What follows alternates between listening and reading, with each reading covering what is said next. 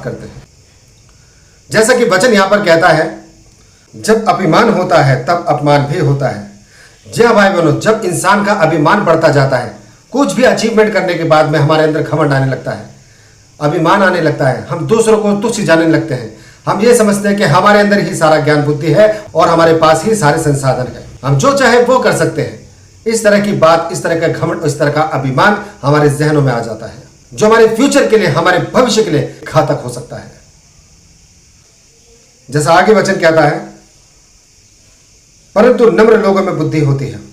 जी हाँ भाई बहनों, पर जो नम्र लोग होते हैं, जो दीन होते हैं, जो परमेश्वर की हुजूरी में बढ़ते हैं, दुआ करते हैं, प्रार्थना करते हैं, वही लोग दीन होते हैं, वही लोग नम्र होते हैं। उनमें संयम होता है, उनके अंदर ज्ञान और बुद्धि होती है, जो परमेश्वर के द्वारा उनको प्राप्त होती है, पवित्र पाक शक्तिशाली वचनों के द्वारा। ऐसे लोग हर जगह पर कामयाब होते हैं। ऐसे लोग जब मुंह खोलते हैं तब सारी दुनिया सुनती है, क्योंकि उनकी बात की कोई काट नहीं कर सकता है।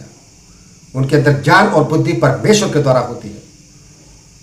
इसीलिए हमें धर्मी बनना है, हमें धर्म की राह पर चलना है, ताकि परमेश्वर के शक्तिशाली पाक वचनों को पढ़कर हम ज्ञान और बुद्धि से भरपूर होने पाए, अपने जीवन को बचाने पाए, अपने परिवार को बचाने पाए, अपने साथी संगियों को बचाने पाए, इन पवित्र पाक शक्तिशाली वचनों को सुनकर और बोलकर।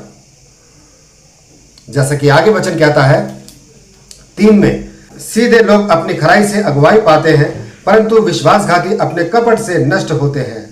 जी हाँ भाई बहनों, जो परमेश्वर की हुजूरी में चलते हैं, दुआ प्रार्थना इबादत करते हैं, परमेश्वर के नजदीक सीधाई और खराई से चलते हैं, ऐसे लोग अगुवाई पाते हैं। ऐसे लोगों को विजन मिलता है परमेश्वर की ओर से। पवित्र आत्मा उनकी अगुवाई करता है, पवित्र आत्मा उनको हिदायत देता है कि आपको इस तरह से चलना है, आपको इस मोड़ पे मुड़ना है, आपको यहां नहीं जाना है या आपको वहां जाना है।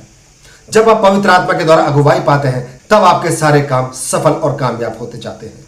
आप विजयी होते हैं, आप जयवंत जीवन जीते हैं पवित्र आत्मा की मदद से। और पवित्र आत्मा हमें मिलता है परमेश्वर की हुजूरी के द्वारा, जब हम परमेश्वर में बने रहते हैं, दुआ प्रार्थना इबादत में, और शक्तिशाली पवित्र पाक वचनों को क्लेम करते हैं अपनी दुआ से प्रभु यीशु मसीह के सम्मुख।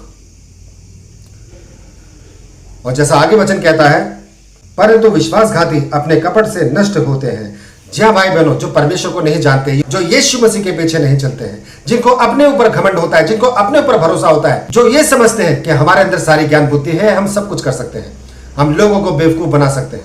लेकिन भाई बहनों, यकीन जानिए, ऐसे लोग छल कपट करके अपनी बुद्धि का अधिक से अधिक इस्तेमाल करते हैं, जिसको कहते हैं ओवर स्मार्ट। जरूरत से ज्यादा चालाकी करके अपने ही जाल में फंस जाते हैं, इस कदर फंस जाते हैं जिससे वो फिर कभी निकलने नहीं पाते हैं।